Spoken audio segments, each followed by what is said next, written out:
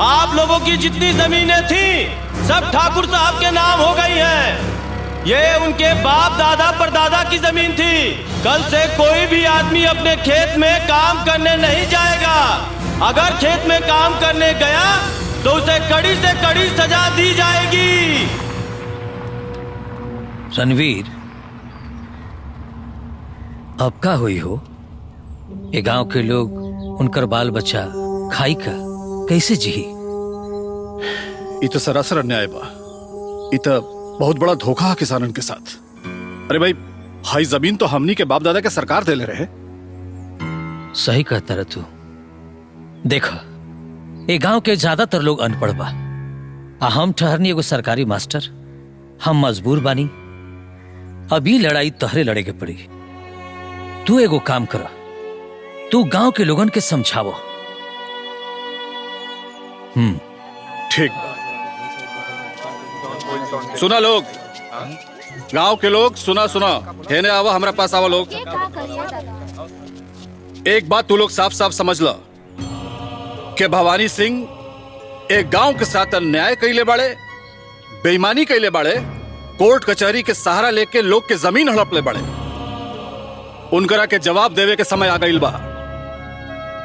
उनका कई बतावल बहुत जरूरी बा कि देश आजाद हो चुकल बा, ये देश से जमींदारी खत्म हो चुकल बा और देश के कानून बदल चुकल बा।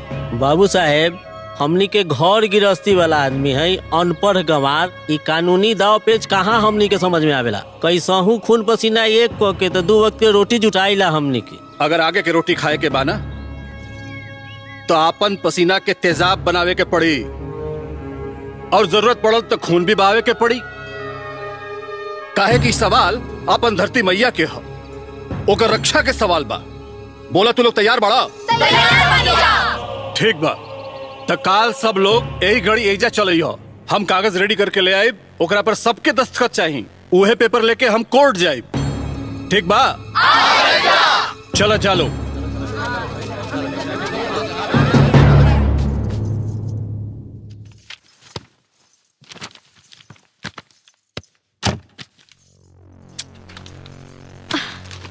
अरे अरे अरे, हम कहनी ना, कोर्ट में जाए के कोनो जरूरत नहीं है।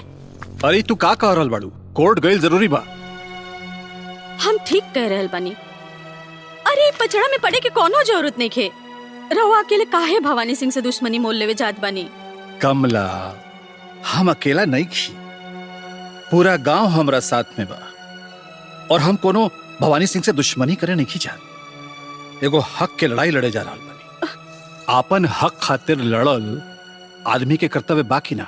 ता देखी, यह पूरा गांव के गइल बा ना। रवा अकेले काहे आवाज उठावतानी जी? कमला, एगो बात हमरा बतावा कि भवानी सिंह के खिलाफ आवाज के उठाई? जे जानकार होई, जगरा मालूम होई कि भवानी सिंह के असली चेहरा का बा, उ का साजिश कइले बा। और ये बतिया खाली हम जानतानी।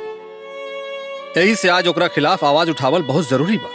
ना तो ए गांव के कितना पीढ़ी ओकर जुल्म के चक्की में पिसा जाइए तारा अनुमान नहीं के। और हम ई ना होके दे। देखी जी, राउरी बड़ बड़ बात हमरा के कब्बो समझ में ना आई। हम तो बस इतना जानतानी, हमरा और दूसरा औलाद के जन्म देवे वाली बानी। कल के कुछ ऊंच नीच हो गए तो हमने का करब जी?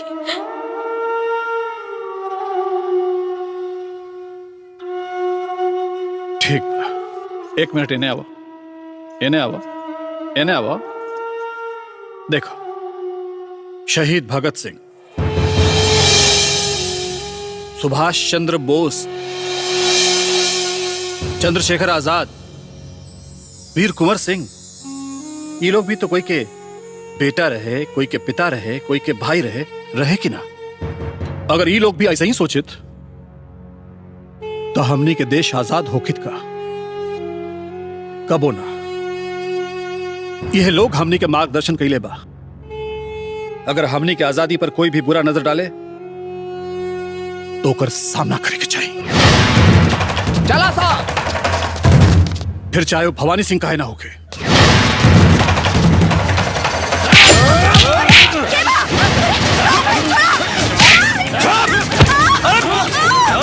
क्या कर रहे हो?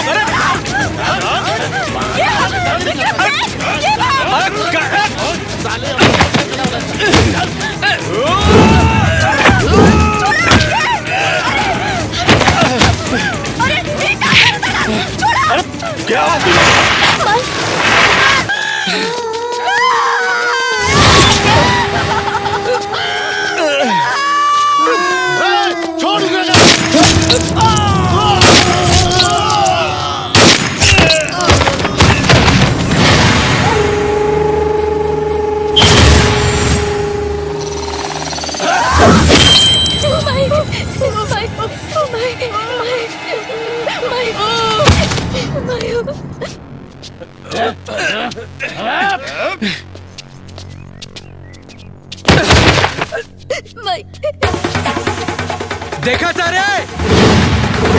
आ गई धोनी के मसीहा। अवसा बचाना सा इनके, इनका जान खतरे में बा। बचावा कुलीन आवा।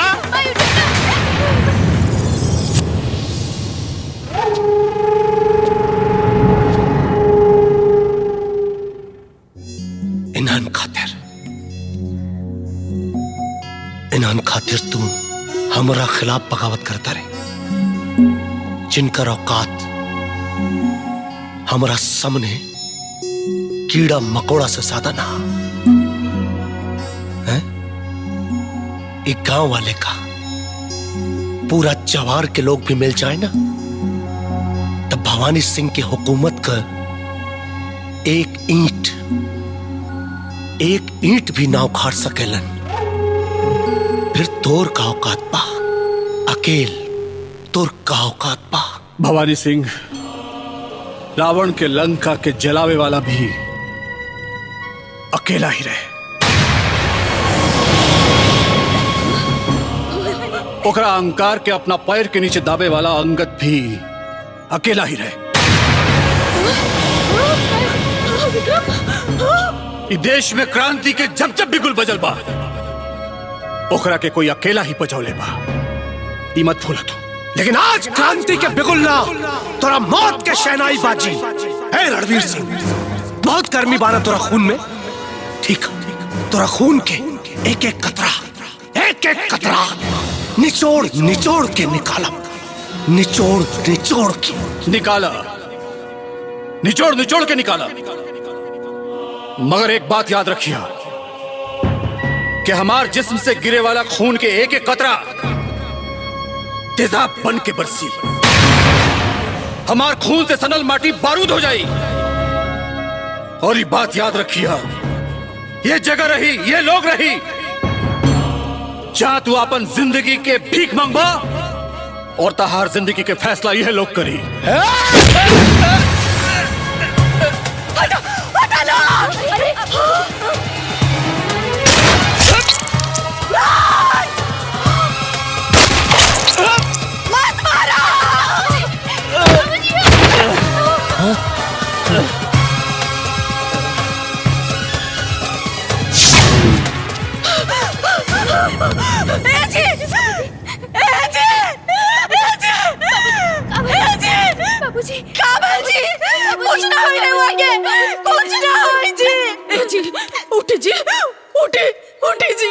रो मत कमला, रो मत।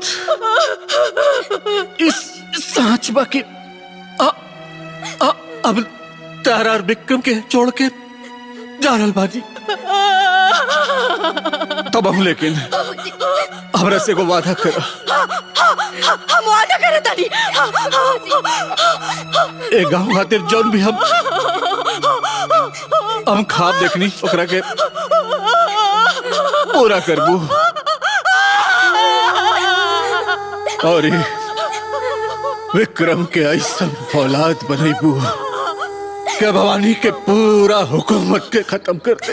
हम रवा से वादा करे तानी जी, हम रवा से वादा करे तानी।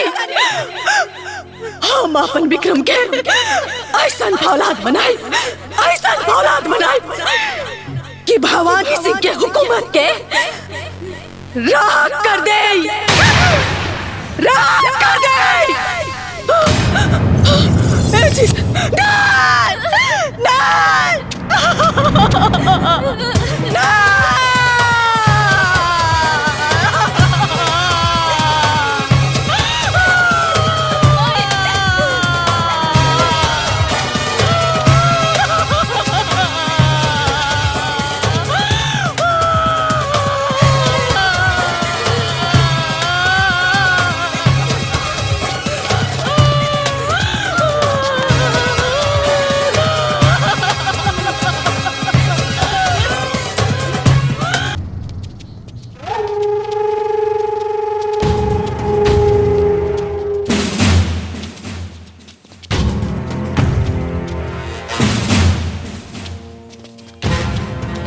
बोल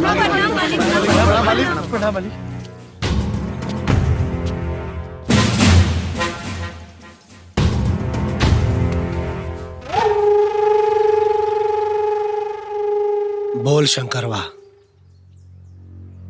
मालिक हमरे बिटिया के साथ इंसाफ करी। बात तो बताओ, इंसाफ होई। मालिक रंजीत बाबू हमरा बेटी के जबरदस्ती उठा के लेके रहले, हमरा बेटी के साथे बलात्कार कैले। हमरे बेटी के पेट में बच्चा बा। मालिक अब आपे बताई हम कहाँ जाई, का करी? करबे का ले जाके बच्चा गिरवा दे। अरे जौन खर्चा बर्चा हुई तन दिया जाई। और का भैया भैया लोग ठीक कहत बड़ा ई कोनो जरूरी बा कि जौन कुछ भइल होके सिर्फ रंजीत के मर्जी से भइल? अरे हो सकेला एमा कर बेटी के भी मर्जी शामिल होके हमारा दुर्योधन जैसा सीधा साधा भतीजा पर इल्जाम लगावत बा। सोच के मुख खोलल कर। बोल। मालिक रंजीत बाबू हमरा बेटी के जबरदस्ती उठा के ले गेले। एमे हमर बेटी के मर्जी ना रहे, गांव वाले से पूछ ली रहुआ। चुप साला, इन्हें देखा पूछी तो लोगों सब लोग मिलकर हमारी भतीजा के साथ साजिश करो तोड़ जा। मालिक हमनी के साजिश करे तो हमनी के गुलामी ना करती जा। हम गरीबन के पास इज्जत के सिवा कुछ ना होला। मालिक हमरा बेटी के हिसाब ना मिलल तो हम चुप ना बैठब।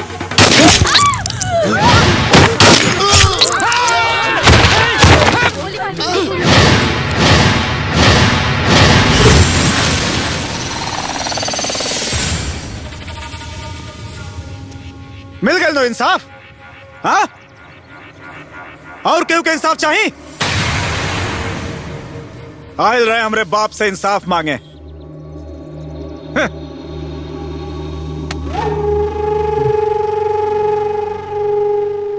भवानी सिंह के खिलाफ उठे वाला सर और आवाज दोनों कुचल दिल चाहिए।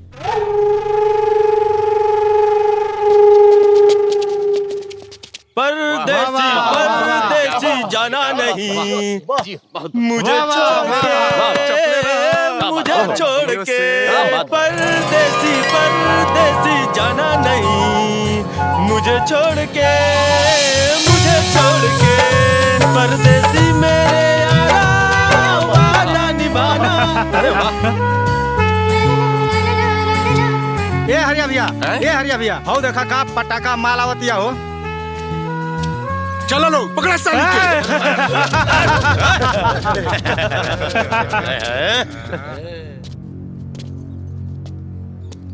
क्या हो चुलबुली, अकेले घूम पटाखा पड़बे करी, हमरा के अपन रखवाला रखल हो। चुप रहो, जब तोर बहन की होर के साथ भागे तब ओकर रखवाली काहे ना ते कैले?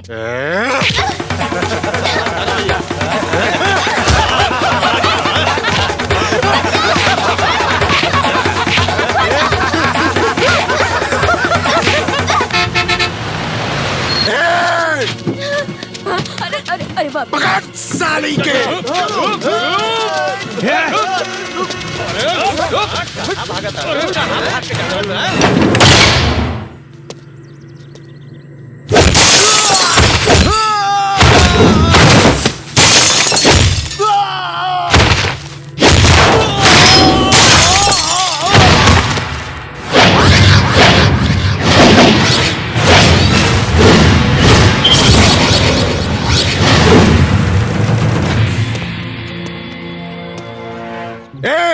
के है तू? रक्षक अभी लड़की हमरे शरण में बिया। चल हट सामने से, अना तो ओकर इज्जत के साथ साथ और गर्दन भी उतार दे। पहले तो हम केहू के छेड़ी लाना और केहू छेड़ेला तो छोड़ी लाना। ए मारा एकरा के।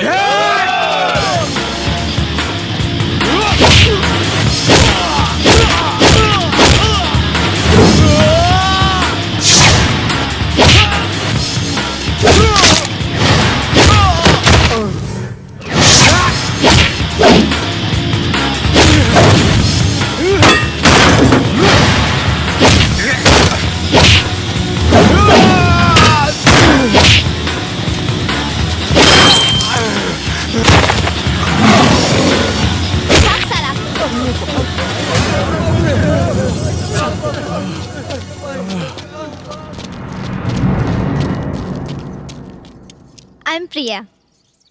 विक्रम। वाह मजा आ गए। वैसे यहाँ नया नया आयल बाड़ा, केकरा घरे जाए के बा? हमारे यहाँ केहू नहीं खे। तो हमके दोस्त बना ला। हम यहाँ दोस्त बनावे ना, अपन काम करे आइल बनी, और अपने काम खातिर हम अकेले काफी बनी। ई तो बड़ा आकड़ू बा।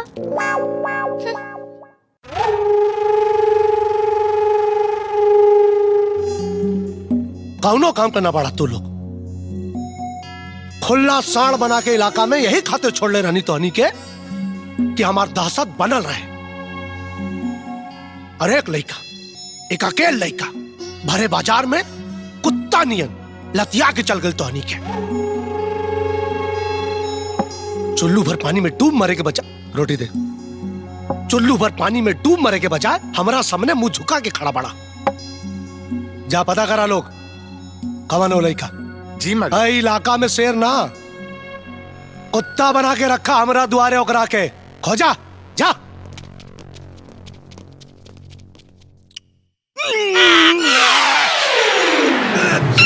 अरे का बोल दुर्गा? अरे चुन्नी ललवा बना यही सन चटनी बनौले बा कि कोनो मुर्दों के पिछवाड़ा पे लगा दिल जा तो वो साला खड़ा हो जाई। हमार माथा साला एकदम गनगना गइल। तेरह तरह का खाना खाईबा लोगन तो कुछ थोड़ी तीत थोड़ी मीठ हुई भी करी। भाई ना ई तू जानबूझ के बनावले ह। दोनों दिन मांस मछली पकेला एकर दिमाग खराब हो जाला। जब जानत बड़ा लोगन तो फिर खुद काहे न बनावेला, हमसे काहे बनवावेला। भैया ये ढेर कपारे चढ़ गइल बा। भैया निकाल दे एकरा के हवेली से। भैया निकाल दे हवेली से। अहुरबा का लोग बाबा जी का घंटा कितना बेर समझोनी की बियाह काला लोग, लेकिन ना जिंदगी भर रड़ुआ रही है कि हमार सुने तब ना। कैसे सुनिए लोगन, केहू आपन बेटी देही तब ना। हाँ, बड़ा इज्जत कमैले हा लोगन जिला ज्वार में। हाँ ऐसा कैसे हो सकेला? ये तू का कहता रू? एकदम सच बाबूजी, आंखों देखी लाइव घटना। पहली बार के हुआ ऐसा आए जो भवानी के गुंडन के नानी याद दिला दिहल, मार मार के कुत्ता बना दिहल। बाबूजी हरिया अपने गुंडन के साथ ऐसा भागल जैसे शेर के सामने शेर भागेले। वाह मजा आ गई। वो तो ठीक बा बेटा, लेकिन ये रहे के उतना पता चलल। हम पूछे की कोशिश भी कैली लेकिन ना बतौलस। उल्टा हमू के अकड़ दिखा के चल गए। एकर मतलब कि वो कोनो नया आदमी रहे जौना के भवानी सिंह के बारे में पता ना हुई। ए मास्टर साहेब, मास्टर साहेब। एक मिनट बेटा, आओ तनी हम। हाँ का हो, का हाल बताहर? रोवेनु कहल रनिया किराएदार चाहिए। देखी कितना सुंदर बढ़िया छौरा लेके आइल बनी। कहाँ के हुवन? नमस्ते। प्रणाम प्रणाम। अरे तारा से कहल रहनी कि कौनो बूढ़ पुरानिया अकेला रहत होखे, ओकरा जरूरत होखे। ये तो हट्टा कट्टा बड़े, इनका के कैसे रख सकता नहीं? जितना भाड़ा कहल रहनी ओकरा से डबल दे तड़े, 200 रुपया ज्यादा। माल देखी माल डबल से भी ज्यादा बा। इनका के नहीं रख सकत। घर में सियान लड़की भी है, ले जाएंगे के। पागल हुआ का, समझत नहीं खाओ। अरे तू अरे रुका रुका रुका। अरे बेटा तू इनका जानता रुका। बाबूजी ई उहे हवे जेकरा बारे में हम तारीफ करत रहनी हा। आंखों देखी लाइव घटना। बेटा ये अब आयल बड़े अपना घर में किराया पर इनका रूम चाहिए, लेकिन हम इनका कैसे रख सकता नहीं? रख ली बाबूजी रख ली। लेकिन बेटा ये लेकिन किंतु परंतु मत सोची बाबूजी। देखी ना कितना हट्टा कट्टा 3.5 हाथ का पट्टा बा। अगर ये यहाँ रही तो भवानी की गुंडन हमनी तरफ आंख उठा के भी ना देखिए। रख ली ना बाबूजी। लेकिन बेटा ये रख ली बाबूजी। सुना बाबूजी मान गए लेन। ओके। ए प्रिंस, ई तारा हाथ में ना आई। ई तो बड़ी तीखी मिर्ची बिया, ई तो के तो घासो ना डाली। हमू खानदानी मिर्ची खवैया हैं, इतना आसानी से इनकर पीछा ना छोड़ब।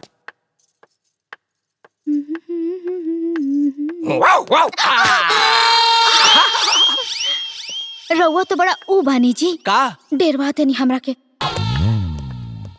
क्लासरूम पूरा खाली बा। आओ आओ भाई। 5 दिन से पूजा नहीं कैले बानी राजा जी, छुए के छोड़ दी न होइले बानी राजा जी, छुए के छोड़ दी न। ये का करतनी जी? छोड़ी ना, केहू देख ली। क्यों न देखी, सब पढ़ाई में व्यस्त बा। हमरा के अपने उठवा के जाम पी के मस्त होके दी। रउआ तो बड़ा नटखट बानी जी। उम्र 55 के, काम बचपन के, जवानी के जोश अब ही लेना गई। ई जवानी का जोश 80 बरस तक ऐसे रही। हमार भाई बूटक बिहारी वैद हुए, ऊ जवानी के दवा पे चलेन है। ई बिजली कहाँ से चमकल हो? बिजली ना, फोटो खिंचा गई। अरे बाप रे। बेटा, ए बेटा, अरे वाह, ये तुमने क्या किया? हमारे लौंग लपाटा का फोटो उतार लिया। ताकि आप लोगन के प्रेम कहानी के पोस्टर कल सारा कॉलेज देखे। सारा कॉलेज देखे? सोचत का बड़ा, रोका ओकरा के। ए बेटा, ये बहुत गड़बड़ बात बा बेटा। हम लोगन का बहुत बेइज्जती हो जाए बेटा। हाँ, और फिर गुरु तो पिता समान होला ना। हाँ बेटा। हाँ ठीक बा, हम फोटो निकाल देम, लेकिन एगो शर्त बा। हाँ, कौन सा शर्त बा? हम तो हर सब शर्त मानब। रुपया दे, पैसा दे, बिना पढ़े पास कर दे, वजीफा दिलवाए। ना ना ना ना, ऐसा कुछ ना चाहिए। एगो काम करे के पड़ी। का काम? काम बोला ना, हम इनकरा से सब करा दे। इस साल डांस कंपटीशन में हमारी हीरोइन संजना बनी। अरे बाप रे, वो बहुत घमंडी हो, तू लोग मिजाज हो। अरे वो हीरोइन ना बनी। कैसे ना बनी? ये ड्रामा के डायरेक्टर रउए बनी। देखा प्रिंस बेटा, हीरोइन संजना ही बनी। ये हमार वादा बा तोहरा से। ठीक बा, तो हमू वादा करतनी, प्रोग्राम खत्म भइला के बाद ये फोटो निकाल देम। तब तक ना ही केहू के कुछ बताई और ना ही केहू के देखाई। मना कैले रहनी ना, जब देखा तब मुंह उठा के चलावेला। चला संजना के मनावा, चला।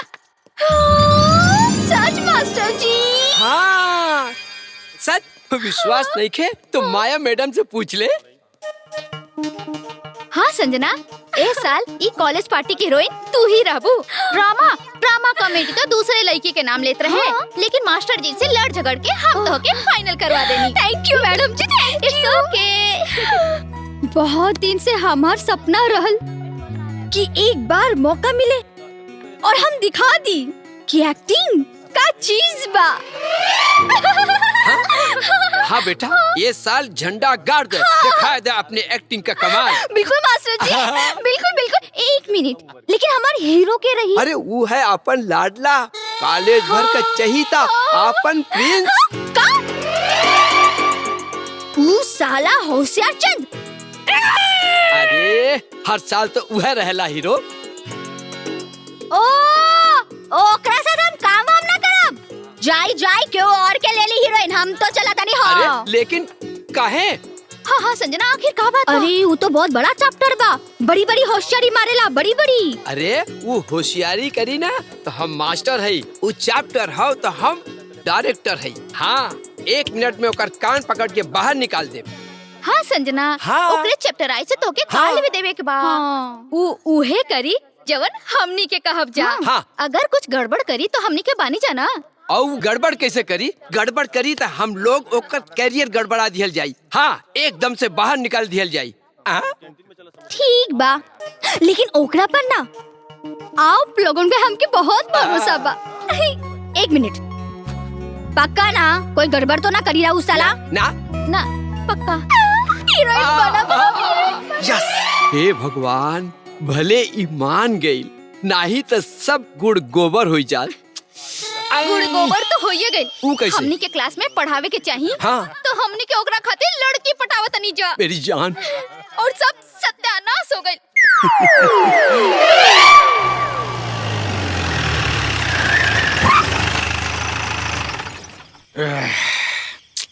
पूरा इलाका 6 नंबर नीचा। दिन से रात हो गई लेकिन कहीं ना भेटाइल। हरिया भाई, हमके त लागत आऊ कोनो राही रहल, आइल और चल गइल। हाँ भैया, हमरो के यह लगत बा। ठीक कहतड़ा सा, अगर यहाँ कहीं रही तो जरूर भेटाई। होइबो करी तो बच के कहाँ जाई। आज नहीं तो काल भेटेबे करियू। ठीक है, चल चला।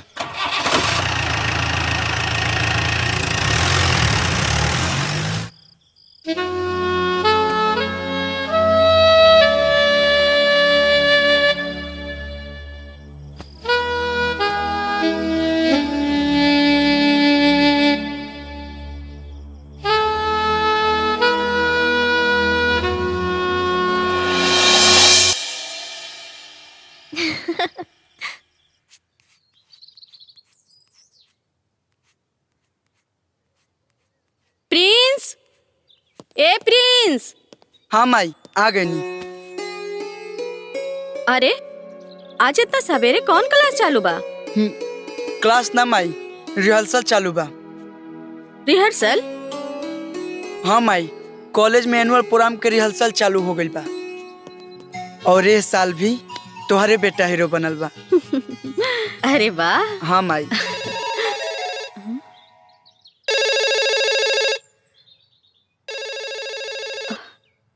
हम देखा तनी।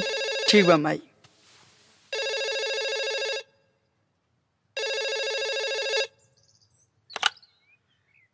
हेलो,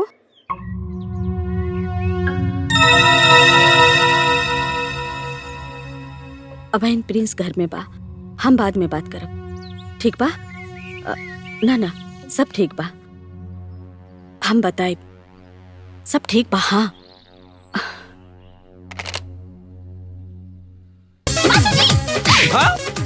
हम एकरे साथ रिहर्सल ना करब। रिहर्सल ना करबू, लेकिन काहे?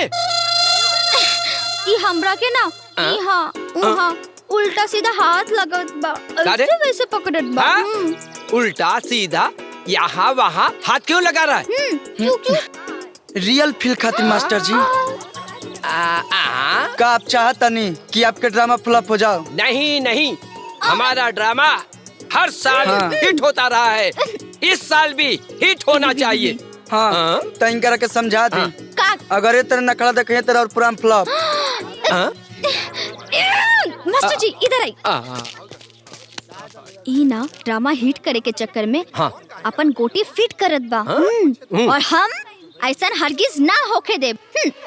सुन सुन सुन, अरे हाँ, ये लड़की ठीक बोल रही है, ये हीरो ज्यादा होशियारी मार रहा है। हीरोइन ना बदले के चाहिए, नहीं तो हम अपन इरादा बदल देंगे। बाप रे, अजीब बात है मास्टर मुंगेरी, ये फोटो दिखा दिखा कर हमारा टोन बदल दे रहा है। मैं क्या करूं भगवान, मेरे ड्रामा का क्या होगा?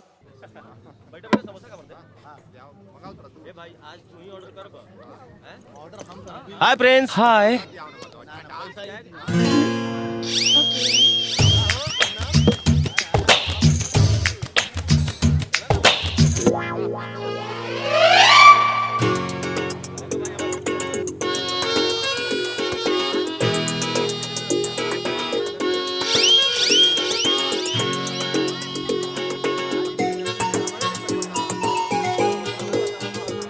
का ले आई प्रिंस भैया? जॉनी मैडम पिया तरी तोने लेके आओ। ठीक बा भैया। ले पी चिपकुला सकई का। Girls follow me. लासा ना फेविकोल है, तहार अठल तो एनुअल प्रोग्राम में छोड़ाई बे जाने मन।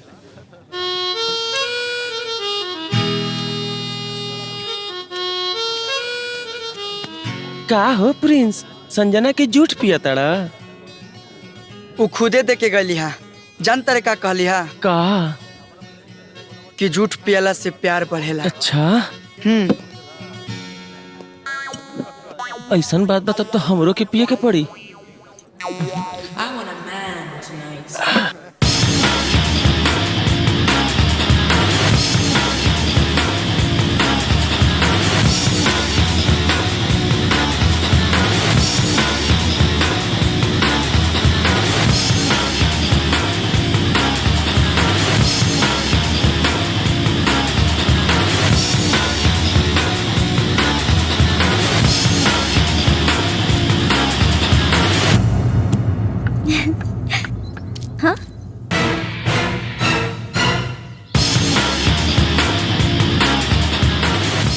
जिया हो राजा।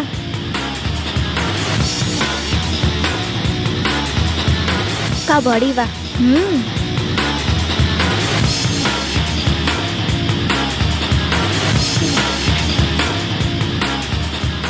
ओ तो ये बात बा, अब समझ में आयल कि इतना मजबूत और फुर्तीला कैसे बाड़। ए सुन ना, तोहरा साथे हम ऊ करे के चाहता नहीं। का एक्सरसाइज।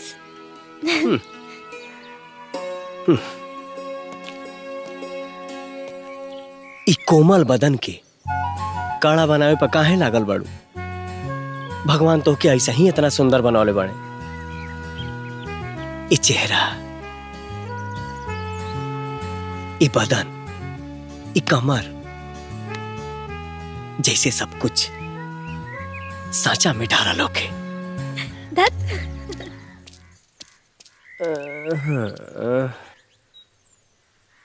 अच्छा विक्रम, हमसे यहाँ के बारे में तो सब कुछ पूछ ले लो, लेकिन अपना बारे में कुछ ना बताओला कि के हवा, कहाँ से आयल बाड़, यहाँ आवे के मकसद का बा। सब पता चल जाए प्रिया, वक्त आवेला। हाँ?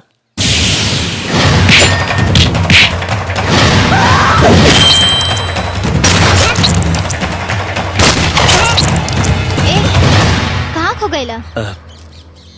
कुछ ना। ई मकान जब से हम होश संभलनी तब से बंद देखत बानी। हाँ, बाबूजी बतावलेन कि केहू रणवीर सिंह के मकान ह। ए चला, हमर मालिक भवानी सिंह तो के हवेली बुलौले बड़े। भवानी सिंह तोर मालिक हुई हैं, हमार ना। हम अपने मर्जी के मालिक हैं। यहाँ मर्जी सिर्फ भवानी भैया के चलेला। अगर ई इलाका में रहे के बा तो भवानी भैया के हुक्म माने के पड़ी। तो के चले के पड़ी। भवानी सिंह, मिलल तो हमहू चाहता नहीं तोरा से। मिल के एक बार तोर सूरत तो देख ली। ना विक्रम, कहीं गईले की जरूरत नहीं है, चला घरे चला। ना प्रिया, तू घरे जा, हम उनसे मिल के आओ। लेकिन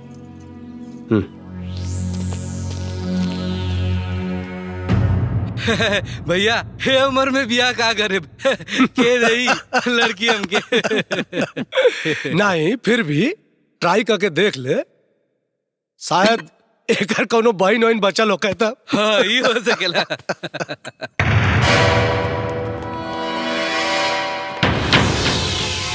भैया यह है विक्रम।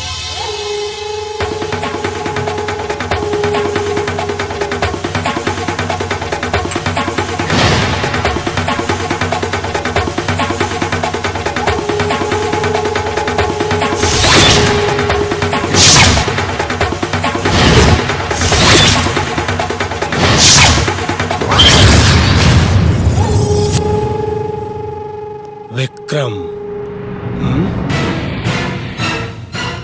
बड़ा तारीफ सुना था नी तोर।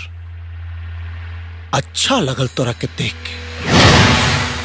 काम के बात कर भवानी सिंह, हमके यहाँ काहे खातिर बोलौले बड़ा?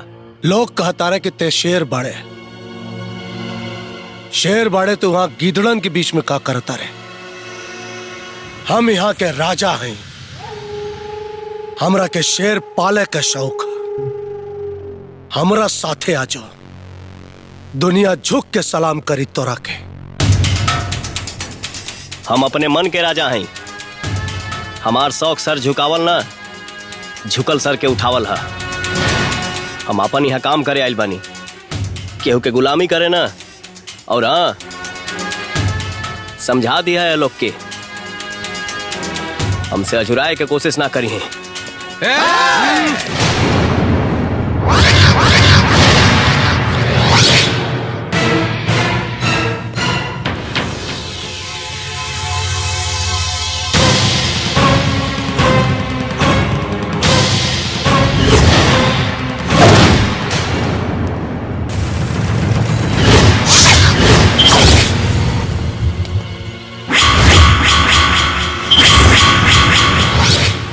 ये हमार वफादार कुत्ता है। जे हमार बात ना मानेला ना, ये ओकरा के कच्चा चबा जाला। अगर तोरा के यहाँ से जाए के हा तो पहले एकर सामना कर।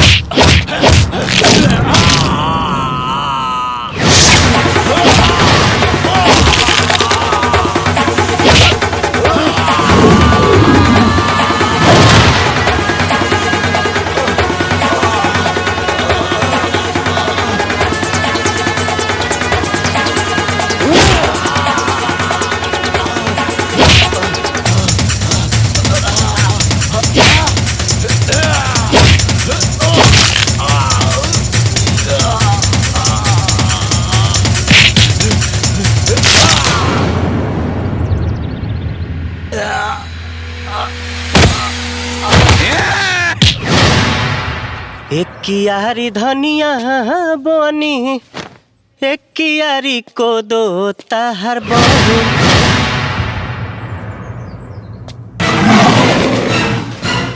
जाए दे, पता कर ई कवन हा और एजा का करे आइल बा, पता कर।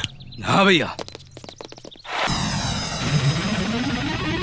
सभी प्रतिभागी अपना प्रस्तुति दे चुके हैं, अब पुरस्कार वितरण की बारी है और इस साल का अवार्ड महाराजा कॉलेज के स्टूडेंट प्रिंस और संजना को जाता है।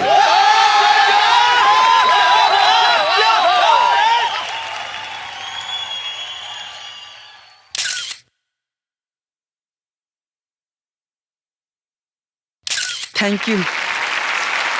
प्रणाम। नमस्ते। माई, ये देख। अरे ए माई, अरे, माई माई माई माई। अरे ई कबा छोड़। माई, ये अवार्ड ना हम वही लड़की के वजह से जीतल बानी। माई, वो लड़की देखे में जितना सुंदर बिया ना उतनी सुंदर ओकर स्वभाव। अरे बस कर हम समझ गई नी। ई बता ओकर नाम का बा, ओ कहाँ के रहे वाली बिया? माई, ओकर नाम संजना बा। हाँ। वो राजगढ़ के ठाकुर भवानी सिंह बाड़ा ना, उनकरे लड़की हिया।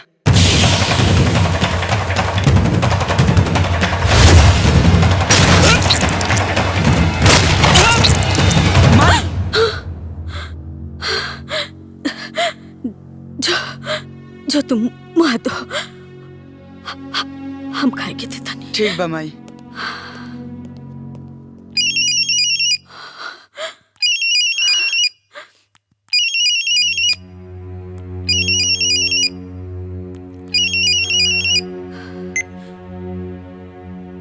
Hello.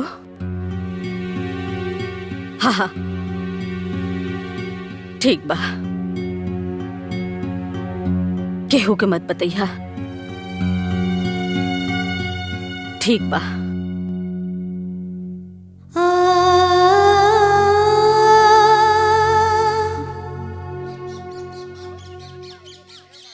Sanjana, I love you. हम तोहके अपने जान से ज्यादा प्यार करीले। सच कही तो हमहू तोरा से बहुत प्यार करीले, लेकिन तोहर मुँह से भी सुनल चाहत रही। वादा कर कि तू हमरा के छोड़ के कबू न जाइबा। संजना, हमरा दिल के हर एक धड़कन में बस तुहार नाम बा। हम सांस लियल भूल सकेनी, बाकी तुहरा के ना। सच का तारा, झूठ तो नहीं खे। I love you. I love you too. I love you two.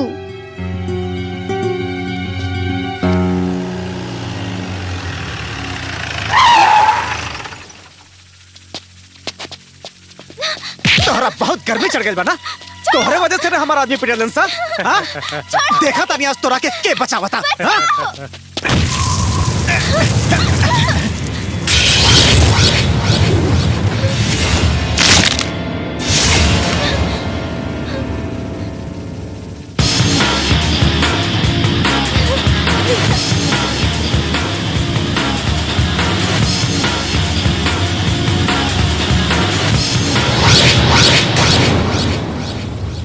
ते बहिन मान ही हमार जान हिया। तोरो खातिर हमरो खातिर सम्मान हिया। ना मनबे तक करे जवाब फाड़ दे। काहे कि भोजपुरिया हीरो पवन सिंह के शान हिया। मारे के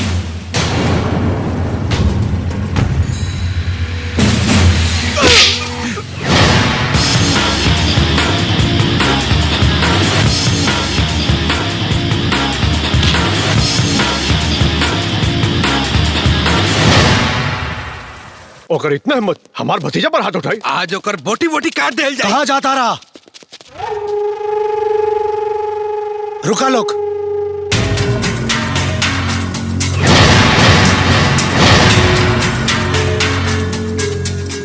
हाँ? कहाँ जाता रहा लोग? भैया, आज हमनी के मत रोकी। तू मत बोल।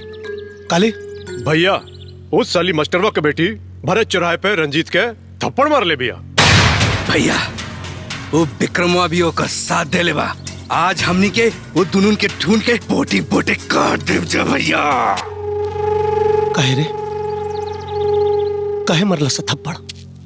भरे चौराहा में सबके सामने तोड़ा के थप्पड़ कहे मरला सा? बाबूजी चुप चुप। गलती ओकर ना, गलती एकर है। साला जिंदगी भर साला मर्दन के पंजा मरोड़नी। और ये हमार बेटा एगो लड़की से जोर आजमाइश करके आ गई। जो ना लोगन के हमेशा अपना जूता के नोक पे रखनी, उनके सामने हमारा औलाद थप्पड़ खा के आ गई। ये थप्पड़ हरामजादी के बहुत महंगा पड़ी बाबूजी। अब तो शादी हम ओकरे से करब। ओकरे बाद ओकर गर्मी निचोड़ निचोड़ के निकालब। ओकरा के रखल बड़ा के रखब बाबूजी। कुछ ना कर बेटे। जब तक हम ना कहा कुछ ना करवा। तू भीतर जा, एक लेके जा भीतर। भीतर जा। भैया, एक बार बोली तो जाके उन लड़किया के साली के काट के फेंक दी। अरे तू तो मती बोलल कर। भैया टेंशन ना ली, वो लड़की से रंजीत का बिया करा दी। थोड़े दिन में एकर गर्मी खुद ही शांत हो जाई। और जब मन भर जाई तो कोनो नदी नाला में फेंका जाई। कौन हमनी के जिंदगी भर पतो बना के रखे के बा। हाँ भैया, जैसे वो भौजी के काट के फेंक देनी। काली चाचा, मालिक ते शहर से यहाँ कैसे रहे? सब ठीक तो बा ना? कुछ ठीक नहीं है मालिक।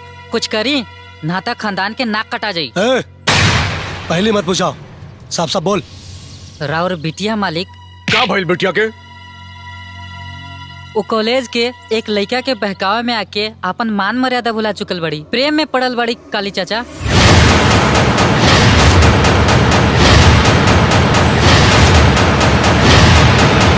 ऐसा ना होके कि बहकावा में आके कदम भाग जाए। काली, पता कर कौना के कुंडली में शनि का बुरा दृष्टि पड़ गई बा। जवन भवानी सिंह के बिटिया के करीब आवे का कोशिश करा था। पता कर।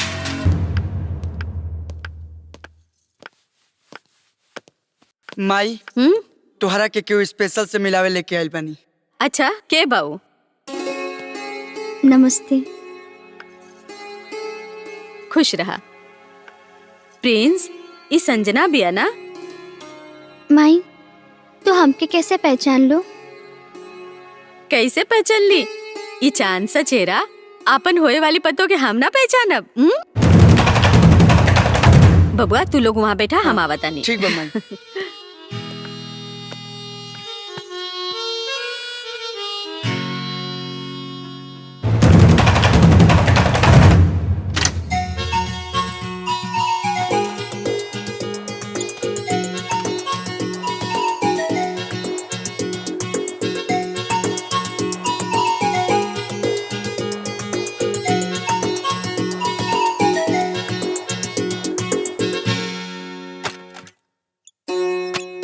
बिटिया हाथ दा।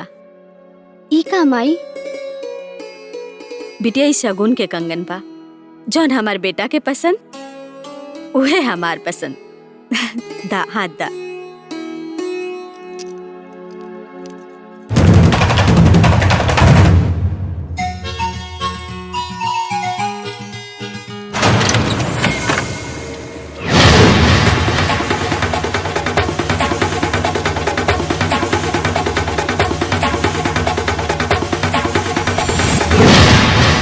क्या होने क्या? हाँ भैया। तू ए साइड देखा, तू ओ साइड देखा।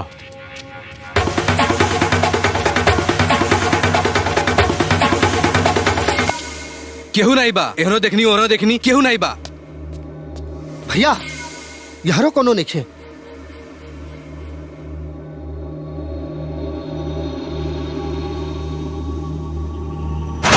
ए दुर्गा, ई देखा।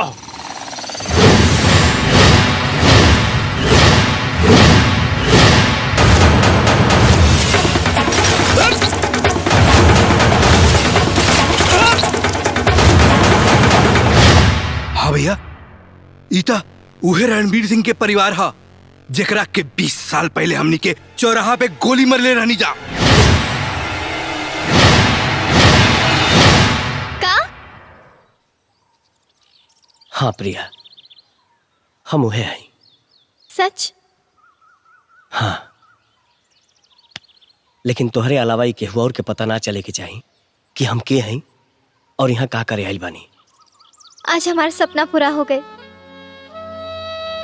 सच? हाँ। अच्छा।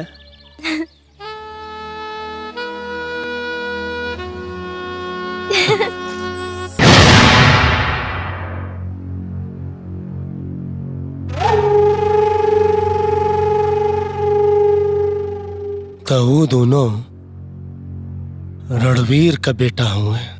हाँ भैया, इस साजिश रणवीरवा के मेहरारू के बा। एक बेटा के हमनी के जान लेवे खातिर भेजले बिया और दूसरे बेटा के हमनी के इज्जत। अरे तो भवानी सिंह का इज्जत और जान कोनो प्रसाद ना मंदिर के कि केहू भी आसानी से पा जाई। हमार जान और इज्जत लेवे से पहले यमराज के भी 50 बेर सोचे के पड़ी। लेकिन भैया अब हमनी के सोचब ना जा। अब की बारो बुढ़िया के दोनों लड़का विक्रम और पिंसुआ के ढूंढ के बोटी बोटी का देव जा। हाँ दुर्गा भैया, वो दोनों जहिया सारे हमरा से भेटा जाइहन, उन्हनी के पेशाब से न हुआ। बाबूजी, भैया हमके निकाला ना भैया, दरवाजा खोली ना भैया। चाचा, चाचा दरवाजा खोली। हम अपने शहर के कॉलेज में वापस जाए के चाहता नहीं, प्रिंस के पास। बाबूजी, लागत अभी ऐसा ना मानी। ओकरा से पहले अब हमरा एक गला घोटे के पड़ी। हम अपने प्रिंस के पास जाए के चाहता नहीं। रंजीत बस, ए रंजीत, अरे समझाओ क्या।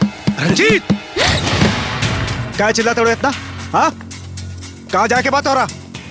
आज से तोहर कॉलेज आयल गए सब बंद। अभी 4 दीवारी के बाहर कहीं नहीं के जाए के। चलो बेटा। ना भैया, हम अपने प्रिंस के पास जाइब। हमने के दुश्मन के बेटा के पास? दुश्मन तू लोग के हो भैया, हमर ना। हमार तो जिंदगी है, हमारू जान है, हमारू सांस है, बस हमार रग रग में हमार दिन रात है भैया। हम प्रिंस के बिना मर जाए भैया, मर जाए। खबरदार तू आज के बाद जुबान पर ऊपर दाम नहीं लूटा भैया। जुबान खींच ले तुहार। रंजीत, का हो रहा भाई साहब? है रहुए बिगड़ले बानी एकरा के, अब समझाई रहुए एकरा के। जो बाबूजी, हम मर जाए बाबूजी, हम नहीं रह सकेला बाबूजी, प्रिंस के बिना मर जाए बाबूजी। हम सच कहता नहीं, हम मर जाए, मर जाए बाबूजी, हम मर जाए।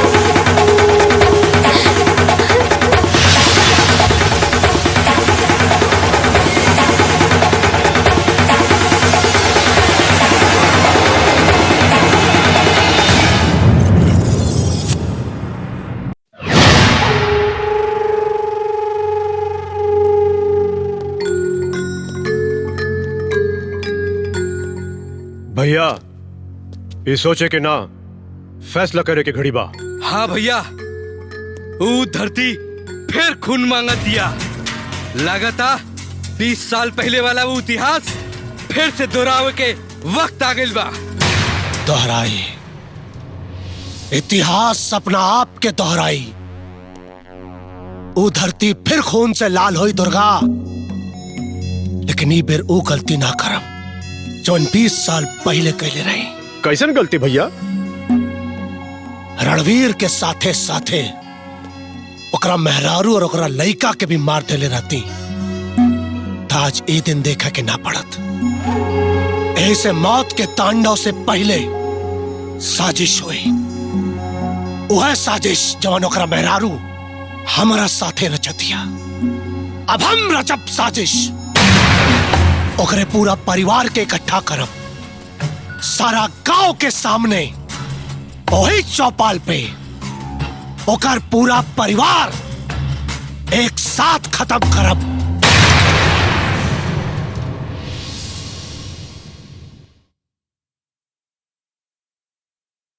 इला बिटिया खाना खा ला। ई देख तोहरे पसंद के गर्मा गर्म खाना बनौले बानी। ना चुन्नीलाल चाचा, मर जादा हमके भूखे प्यासे। हमरा प्रिंस से अलग होके ए तरह से जिए से तो मौत ही बेहतर बा।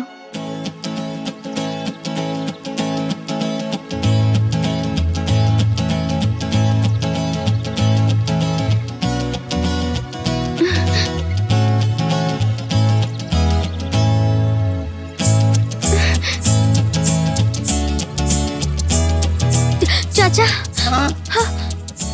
हमार प्रिंस आ गइल बा। ए दुन हमार प्रिंस के हा, ये दुन हमार प्यार के हा चाचा। हम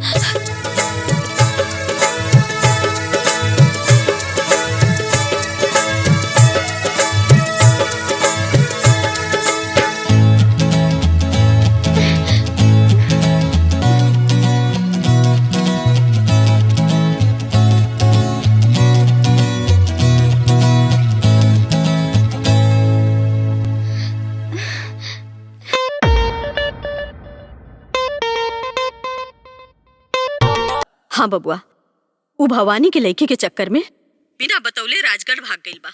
बबुआ, प्रिंस अबहिन बहुत नादान बा, कुछ नादानी ना कर बैठे। हमरा के तो बहुत डर लगता। ते घबरो मत माई, वो रणवीर सिंह के बेटा और हमार भाई, ओके कुछ ना हुई। हाँ बबुआ।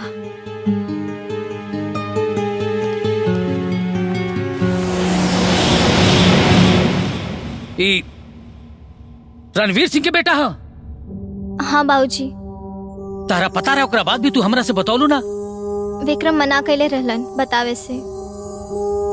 कमला कहाँ बड़ी? उनका पता बा कि विक्रम यहाँ बड़े? उहे भेजले बाड़ी अपने पिता रणवीर सिंह के बदला लेवे खातिर। एकर मतलब ई भई कि रणवीर के बाद सच होके के समय आ गइल बा।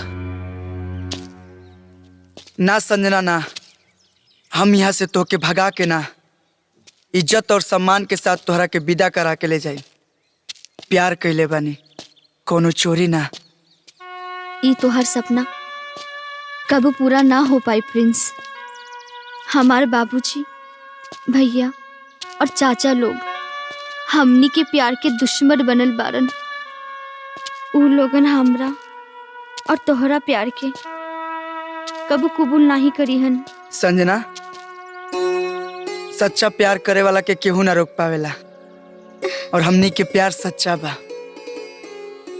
हमनी के मिले से केहू ना रोक पाई। प्रिंस।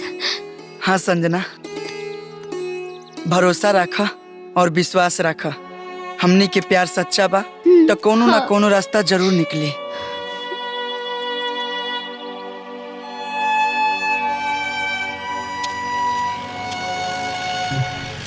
देहिया बाटे कसल कसल बारू अखिए में धसल, आजा बाजा में खपा दी सोलो सोलो। रुक रुक, का भइल भैया? एकरा के कहीं हम देखले बानी। अरे गाड़ी पीछे ले, पीछे ले, अरे पीछे ले, पकड़ के रखे। अरे बिक्रम के भाई पकड़ बच के ना चाहिए। अरे जो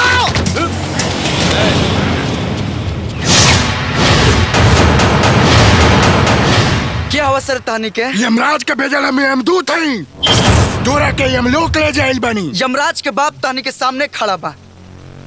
चेहरा पर मत जासन, सॉफ्टवेयर ना फुल हार्डवेयर हई।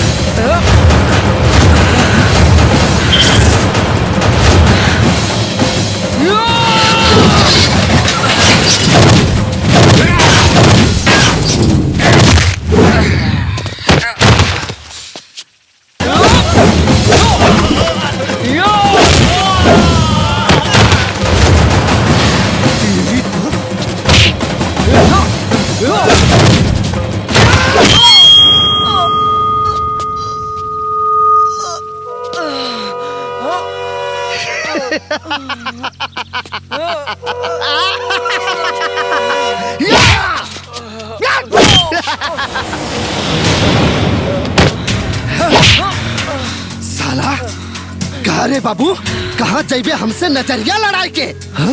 ए साले उठा रे और लेके चल डाल गाड़ी में, ले चल साले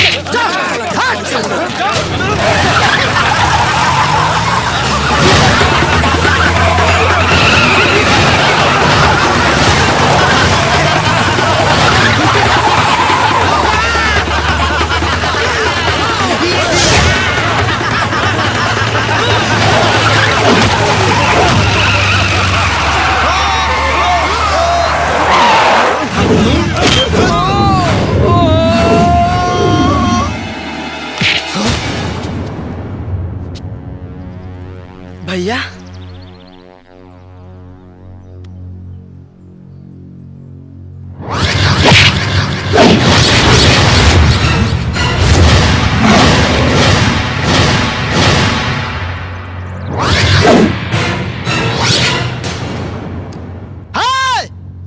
वो करा के हमरा हवाले कर दे, हवेली लेके जाए बा। अरे साला हवेली में हमार भाई ना तोहनी के लाश चाहिए।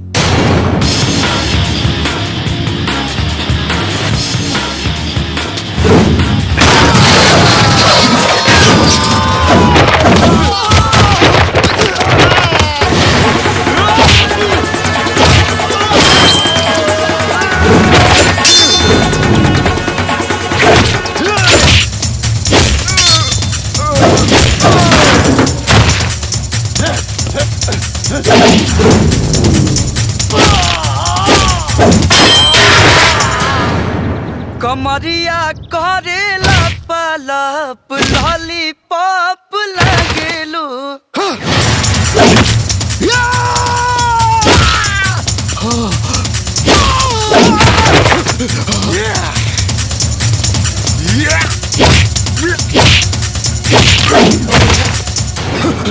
अरे भाग रे साले, अरे भाग।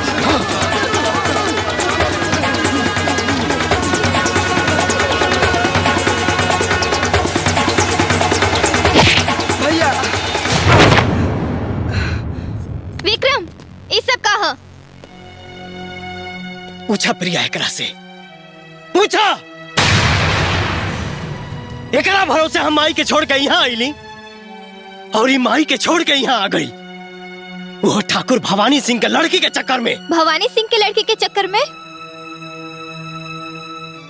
भैया हमसे गलती हो गई, लेकिन तू ये जगह कर आइल बड़ा। विक्रम विक्रम हम समझाओता नहीं करा के, तू शांत हो जा। अरे तू का समझाइबू एकरा के, का समझाइबू? एकरा तनिको समझ रही तमाई से बिना बतौले यहाँ ना आइल रही। अगर आज एकरा कुछ हो गल रही तमाई से हम का मुंह देखती। विक्रम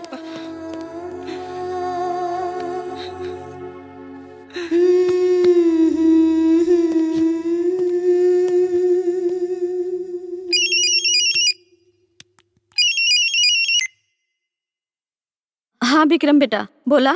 माई, प्रिंस हमरे पास बा और सही सलामत बा, ते चिंता मत करिए। ठीक बा बेटा, अपन साथे साथ ओहो के ख्याल रखिया और समझा बुझा के यहाँ भेज दा। ठीक बा माई।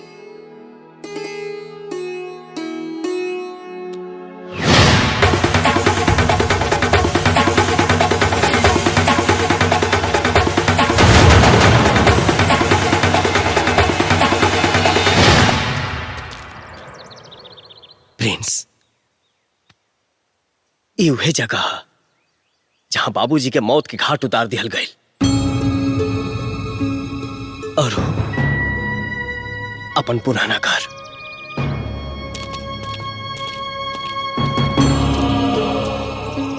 तू जाने के चाहता रहा ना कि हम यहाँ का करे आइल बानी? ई देखा, हम यहाँ माई के खाइल कसम पूरा करे आइल बानी, बाबूजी के देखल उस सपना के पूरा करे आइल बानी। भैया, बाबूजी के दुलार प्यार तो हमरा नसीब में ना रहल, लेकिन तू और माई हमसे इतना बड़ बात छुपा के रखला लोग। अरे कमाई के दुख और उनकर खाइल कसम पे हमार कोनो अधिकार नहीं है। पगला, ते हमार जान आवे, माही के हम मना के लिए रहने कुछ बतावे से याद बा हमके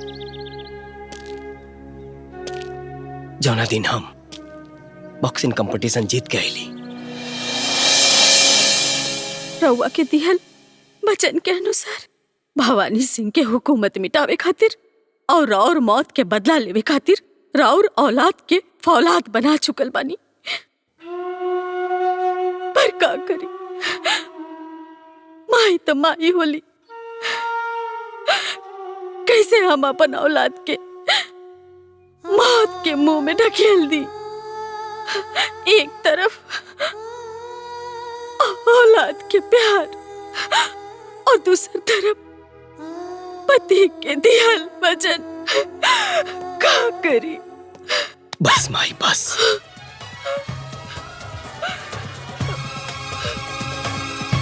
अब हमारा जिंदगी के एक गो मकसद बा, बाबूजी के मौत के बदला। लेकिन माई, प्रिंस के कुछ पता ना चले के चाहिए। हाँ।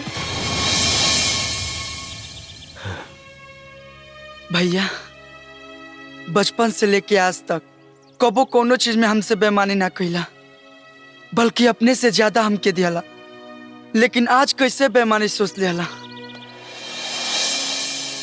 बेईमानी? कैसन बेईमानी? हाँ, सब सुख हमरे हिस्सा में छोड़ के माई बाबूजी के सब दुख तू ले लिहला। अरे बेईमानी ना हा त का हा? माई के गिरल आंसू और बाबूजी के खून पर हमार कोनो हक नहीं खे। अरे पागल, माई बाप की सेवा ही तो बेटा के फर्ज होला। और हम तो ये सोचले कि इस लड़ाई में अगर हमके कुछ हो गई तो तू राबा माई के सेवा करबा। तोहके कुछ ना होई भैया, अगर कुछ होई तो माई के कसम पूरा होई। खून और आंसू दुश्मन के बही, काहे कि अब राम के साथे लक्ष्मण भी बा। भाई हमारा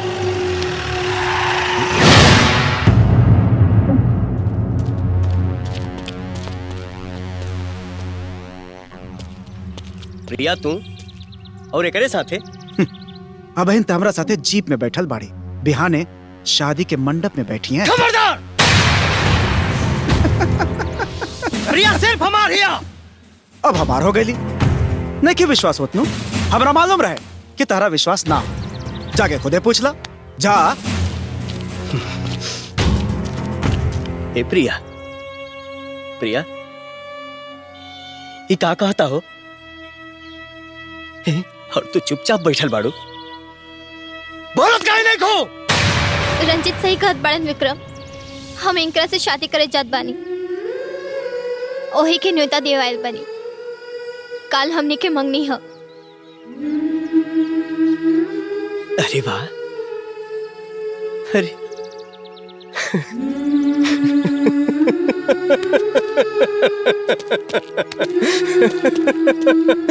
अरे जब बियाह ये करा साथे करे करे है तब प्यार के नाटक हमारा साथे काहे कैले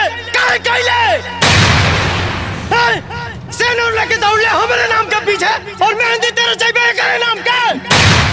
अरे धोखेबाज ऐसा ड्रामा काहे कैले हमारे साथे? विक्रम काहे कैले? विक्रम छोड़ हमरा बेटी के। बस हमार बेटिया एक अपन मर्जी बा, जेकरा से चाहे शादी करी।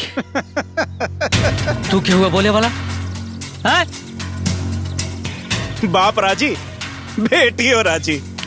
सो लेला विक्रम बाबू, हमार शादी में जरूर रहिया।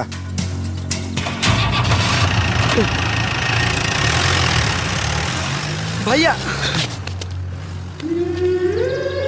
भैया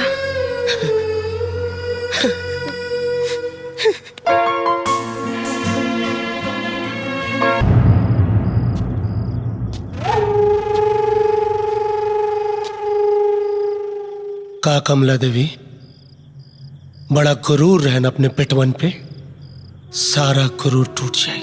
हमार छोड़ आपन सोच भवानी। तोर हुकूमत के बर्बाद करे खातिर हमार बेटन पहुंच चुकल बाड़ा। तोर मौत तो निश्चित बा, वो हमार बेटन के हाथ है। जौन काम हमार पति अधूरा छोड़ गए रहलन वो हमार औलाद पूरा करियन।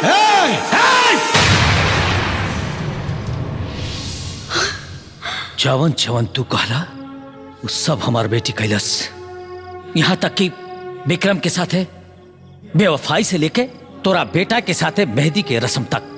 अब जब हमार बेटी तोरा बेटा के साथ शादी करे खातिर तैयार हो गई, इनका केस छोड़ दो।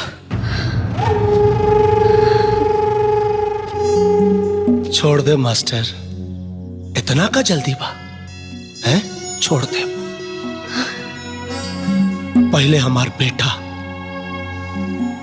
तोरा बिटिया के साथ है ए बुढ़िया के दोनों बेटन के लाश पे सुहाग रात मनाई।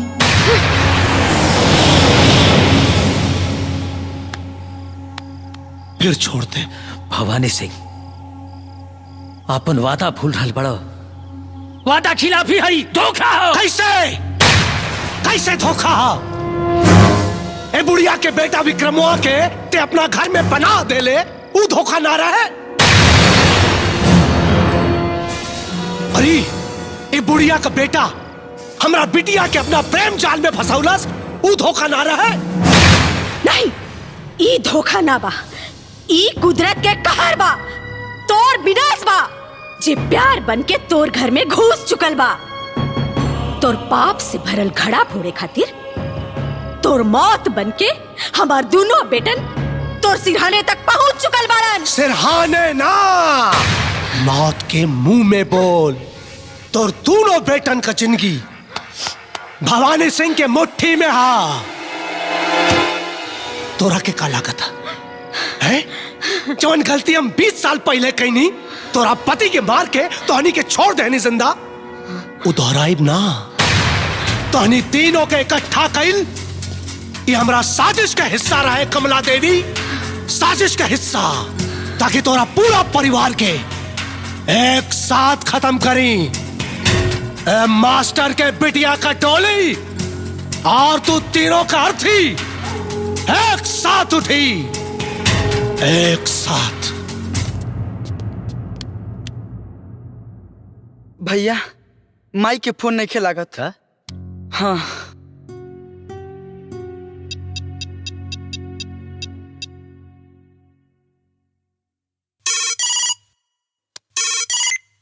हेलो हेलो प्रिंस, हम संजना बुलातानी। हाँ बोला संजना। प्रिंस, तोहर माई और मास्टर दीनानाथ जी हमरे बाबूजी के कैद में बाड़न। का? हाँ प्रिंस, और प्रिया भी तोहर भैया के साथ बेवफाई जानबूझ के ना तोहर माई और अपने बाबूजी के के बचावे के खातिर कइले बाड़ी और हमार रंजित भैया के साथ शादी भी उन्हें लोगन के बचावे के खातिर करे जाता नहीं। जल्दी से कुछ करे के पड़ी, नहीं तो बहुत बड़ा अनर्थ हो जाए। भैया, माई और दीनानाथ चाचा दोनों भवानी सिंह के कैद में बालो और प्रिया भी वही मजबूरी में रंजीत से शादी कर रहल बड़ी।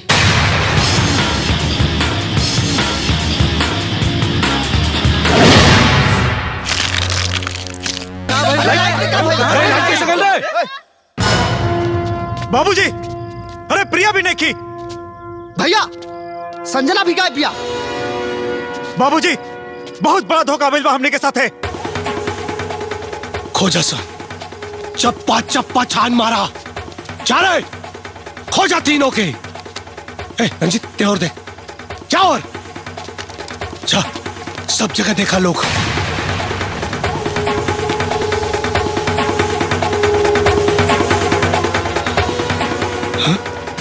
कहाँ गए सर? काली, दुर्गा, राघव, ये दोनों कहाँ गए? पता नहीं भैया, हमने की तो रहुआ साथे रहनी जा। साला मास्टर और अपना माई के साथे साथे हमार बेटी हमारे इज्जत के भी लेके चल गई। दुर्गा, ए इलाके का चप्पा चप्पा छाना सन, अगर जरूरत पड़े तो गांव के शमशान बना दा, लेकिन हमरा के हमार बेटी हमारी इज्जत वापस चाहिए, वापस चाहिए हमरा के हमारी इज्जत। खोजा सन। ठीक बा भैया।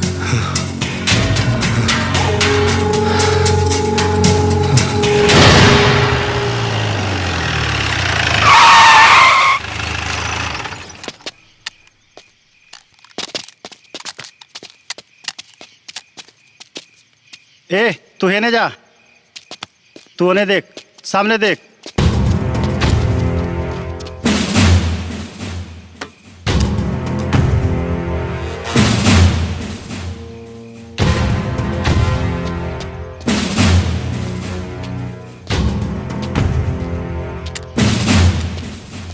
मालिक, गांव के कोना कोना छान मरनी जा, वो कहीं ना मिला सर।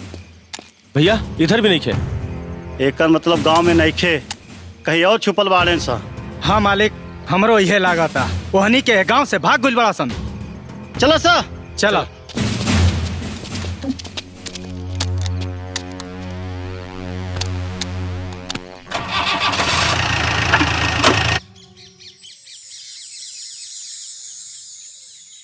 भवानी सिंह उनकर भाई, अब चुप ना बैठी लो विक्रम, समझ ल कि अब महाभारत शुरू हो गई बा।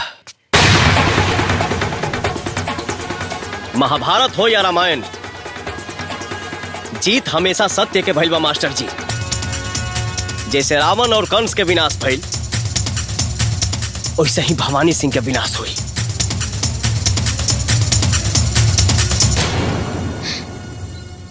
माँ जी, हम वही खानदान से हैं माँ जी, भवानी सिंह की बेटी। हमके पता बा माँ जी कि हमार परिवार वालन रवा लोगन पर बहुत जुल्म कैले बारे, लेकिन माँ जी हम ऐसे नहीं खे। हम इनसे बहुत प्यार करीला, हम मर जाए बिंकरी बिना। रवा प्लीज हमरे पर नाराज मत हुई, हमरे पर नाराज मत हुई माँ जी, नाराज मत हुई। नहीं बेटी, तोहरे प्रति हमरे मन में कोनो मलाल नहीं खे। हम तो तोहरा के पहले से ही आपन पतो मान चुकल बानी। हाँ, हम प्रिया और विक्रम के साथे साथ तोहार और प्रिंस के भी ब्याह कराए। हाँ।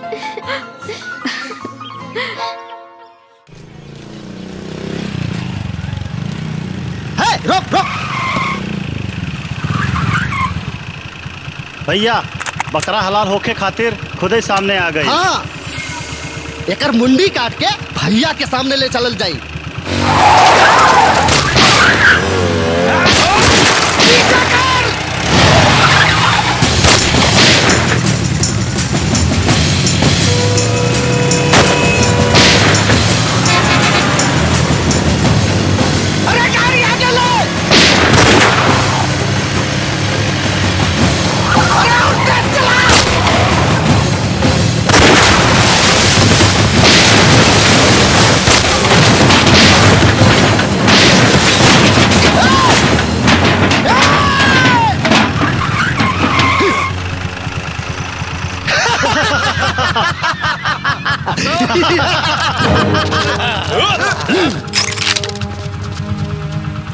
बहुत भाग ले, अब तोर मौत के बारी बा। गीदड़ चाहे जितना भी चकमा दिले, लेकिन वो शेर के पंजा से ना बच सकेला। आज यहाँ से तोरा की क्या बचाई? तोर मौत निश्चित बा।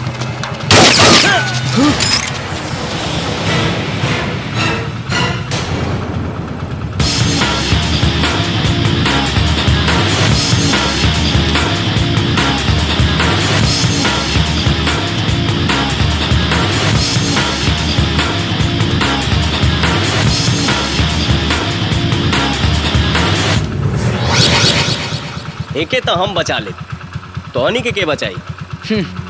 तोहनी के का बुझला हसन? हाँ?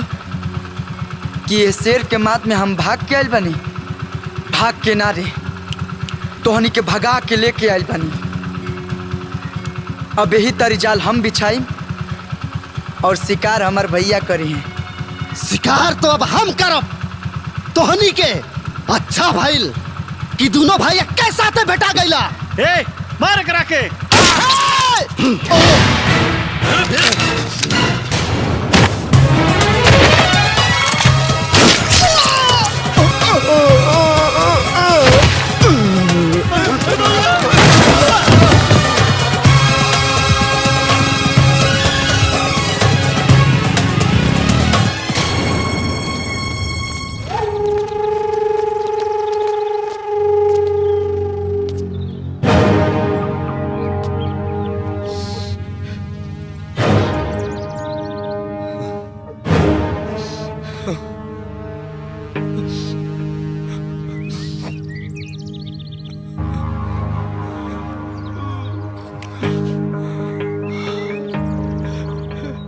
काली, उस साले अब तक जिंदा कैसे बाढ़े रे? हा? ना रही भैया, अब वो ना रही। चल दुर्गा। काली, गांव में मातम के शहनाई बाजे के चाहिए, मातम के शहनाई। विक्रम रणवीर और कमला के बेटा हुवन। वो सिर्फ अपना बाप के मौत के बदला के लड़ाई नहीं लड़त, बल्कि वो हमनी सबका खातिर लड़त रहे। भवानी सिंह के जुल्म और हुकूमत के खिलाफ लड़त रहे। एक बात ध्यान से सुना लोग, अगर भवानी सिंह के गुलामी से निजात पावे की चाहता रहो तो एकता दिखावो, जागो और राक्षस के हुकूमत के खत्म करे खातिर हिम्मत दिखावा, हिम्मत हिम्मत।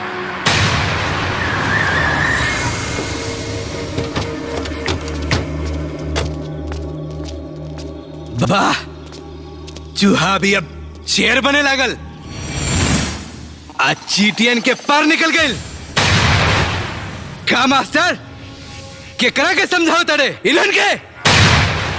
अरे तू बेशक से भवानी सिंह के भूल गए लोग है, लेकिन ये लोग ना, ये लोग जाने ला कि भवानी सिंह के सामने सर उठौला से कौन सर के कुचल दे जला। मास्टर, ज्यादा नेता बनने की कोशिश मत कर। जल्दी से विक्रमों के पता बता दे हमनी के। ना बताए काली। मास्टर, हम अपने दो भाई की चिता एक साथ जरा के आवत बनी। हमरे सर पे खून सवार बा।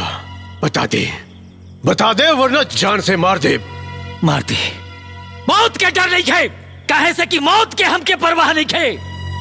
अब तानी के सर्वनाश शुरू हो गइल बा। सर्वनाश।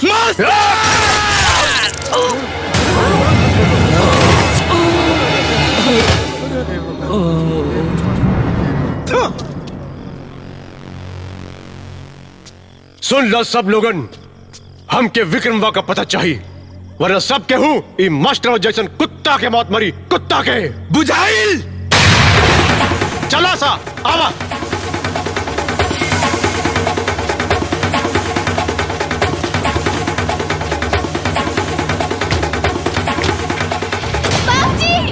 बाबूजी उठो ना बाबूजी, तू हमके छोड़ के ना जा सकेला बाबूजी।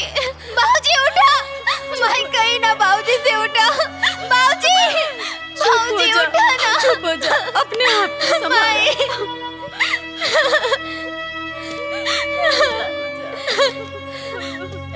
शर्म आवे के चाहे तू लोग के। चुल्लू भर पानी में डूब के मर जाए के चाहे।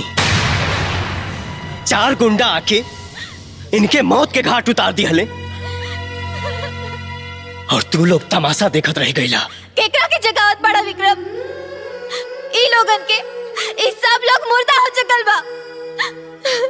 गुलामी के नशा हो चुकल बा सब लोगन के। ई सब लोग भवानी सिंह के तलवार चाट सकेला, शेर बन के काट ना सकेला। हमनी के का काटल जाइए बिटिया? न रहे के ठिकाना बा आ न 2 वक्त के खाना बा। बड़ी मुश्किल से 2 वक्त के रोटियों के उपाय करना ही पहाड़ हो जाला। कौन बल पर ही लड़ाई लड़ल जाए बिटिया? जुल्म के खिलाफ हमेशा गरीब और मजबूर ही हाथ उठौले बा। इज्जत के जिंदगी जियल चाहता राजा, धारावाही के साथे साथे सिपाही भी बने के पड़ी।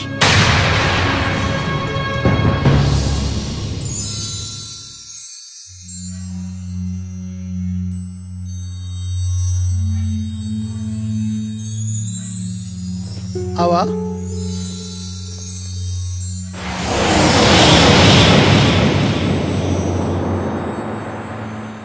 मालिक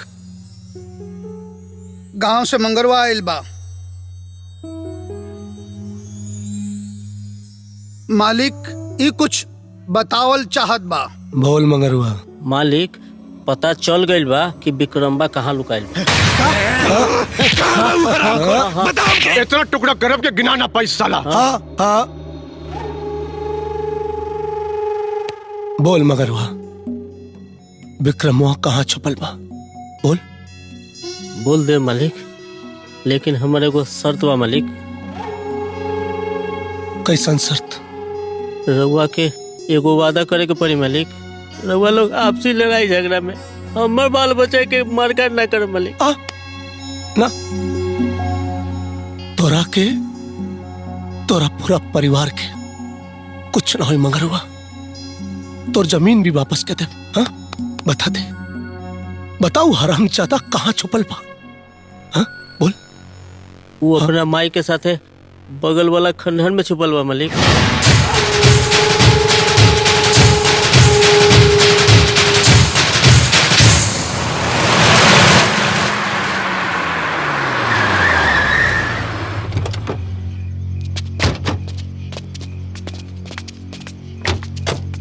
आवाज नहीं है।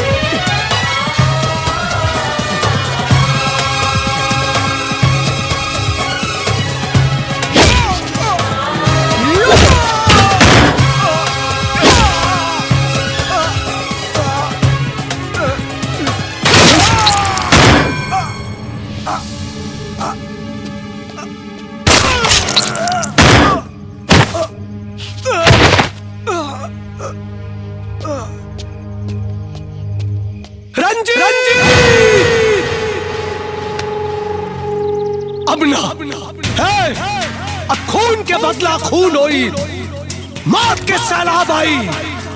ऐसा होली होई जब आज से पहले गांव में ना कोई देखले होई और ना देखी। अब ना पूरे गांव में एक आदमी जिंदा ना बचे के चाहिए। एक आदमी जिंदा ना बची।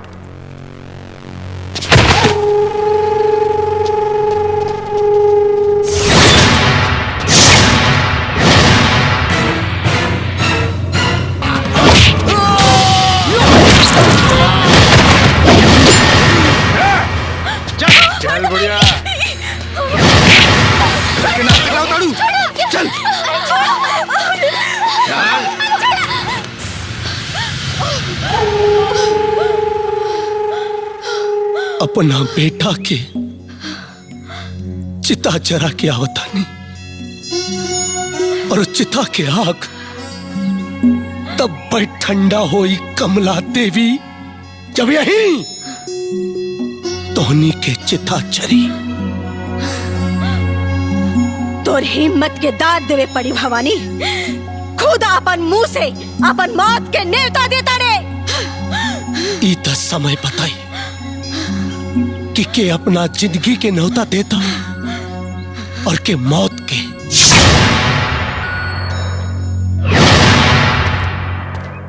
बुलाओ बुलाओ अपने बेटन के।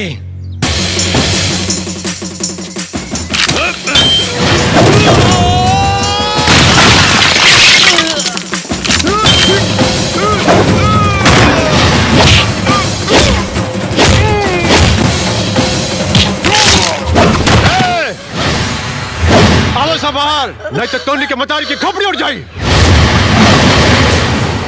आवाज़ आ रहा है, बाहर आवाज़ आ, नहीं तो आज इनका चिता ये जली बाहर।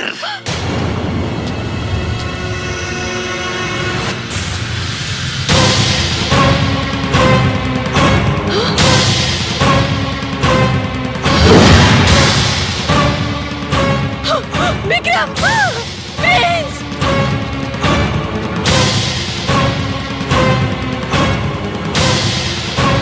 मारा संगम के।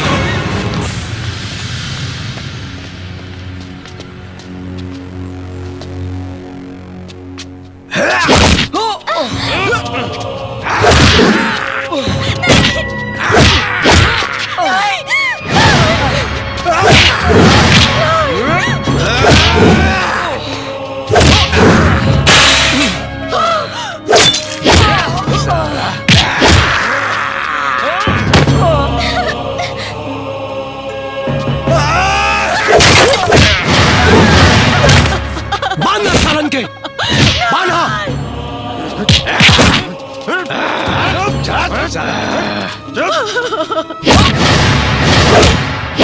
हम अपनी इसके मत मारी चाचा, मत मारे, छोड़ दो,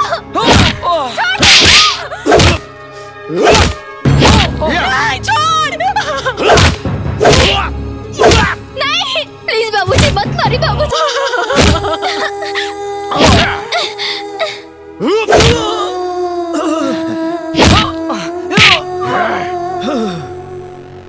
का कमला देवी का कहले रहलो दिन तोर बेटा आई है सन भवानी सिंह का हुकूमत मिठावे। देख तोर बेटा तोर आंखी के सामने मजबूर और अपाहिज बन के खड़ा बाड़े सन। शेर जब पिंजरा में बंद होला तब कुत्ता भी अपने आप के शेर समझेला। हथियार के सहारा मौका लेला, मर्द ना रे तोहरी माँ का। तोहनी का मर्दानगी साले अगर पछवाड़ा से ना निकाल देनी ना तो हमरो नाम भवानी सिंह ना। भवानी, तोरे ऊपर क्रोध ना तरस आवता। तोर वंश तो मिट गई पर घमंड ना गई। घमंड तक तोड़ तोड़ा पुड़िया और पूरा गांव के सामने। है गांव वाले देख लसन, ई आइल रहे तोहनी के भवानी सिंह के हुकूमत से आजाद करावे। आज साले हमरा सामने गुलाम बन के खड़ा बाड़े सन, गुलाम बन के। गुलाम ना रे भवानी सिंह, हमनी के तोर काल बन के आज बनी जा। बुढ़ापा में नजर कमजोर हो जाला। ठीक से देख, तोरा सामने तोर मौत खड़ा बा, तोर मौत। मौत के तांडव तो हम दिखाई तोहनी के, हम दिखाई मौत के तांडव। और शुरुआत तोरा मतारी से करब। हमारा महतारी के छोड़ दे रे भवानी, नहीं तो साले कीनब ना, खाली काटा। अब इन पे खाली पकड़नी है साले। अगर ढेर फड़फड़ाई बा संदा तो साले पूरा गांव के सामने नंगा करब, नंगा। ए भैया, नंगा कैले से एगो बात ध्यान में आइल। कि सारा गांव होली के रंग में रंगल बा। आई कमला देवी ई तो छुच्छे बाड़ी, इनके देही पे तो छीटो नहीं खे। अरे बुर्बक विधवा होली ना खेलेली। अरे तन के सदवा बना देल जा। चुन्नीलाल रंग लेके आओ। जी मालिक। बेटा भवानी एक गांव के होखे के नाते हमरो तो अब तोहरी पे कुछ हक बनता। भौजी अरे कुबड़ा हमरा माई के छोड़ दे, ना तो यार तोरा खून से होली खेलो। छोड़ दे हमरा माई के रे भवानी सिंह। ए दुर्गा अब ही मजा ना आई, मजा आई, अब की बार और मजा आई।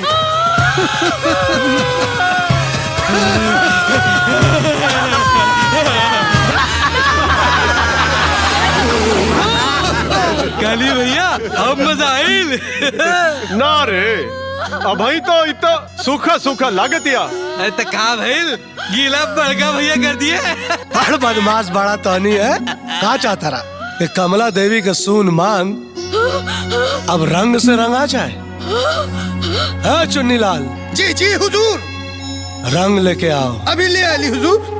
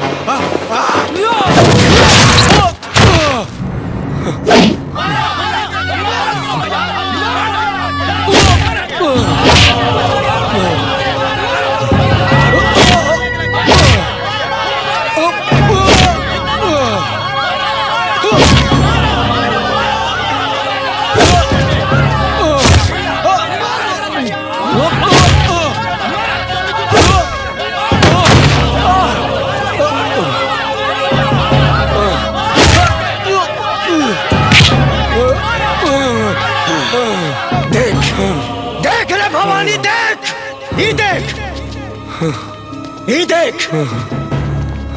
ई उहे गाँव हो, ई उहे लोग हो, लेकिन तोर हुकूमत खत्म हो गई, खत्म हो गई। न तोर बेटा बचले, न तोर भाई। अरे तोरा चीता में केहू आग देवे वाला नहीं करे साला, आग देवे वाला नहीं करे।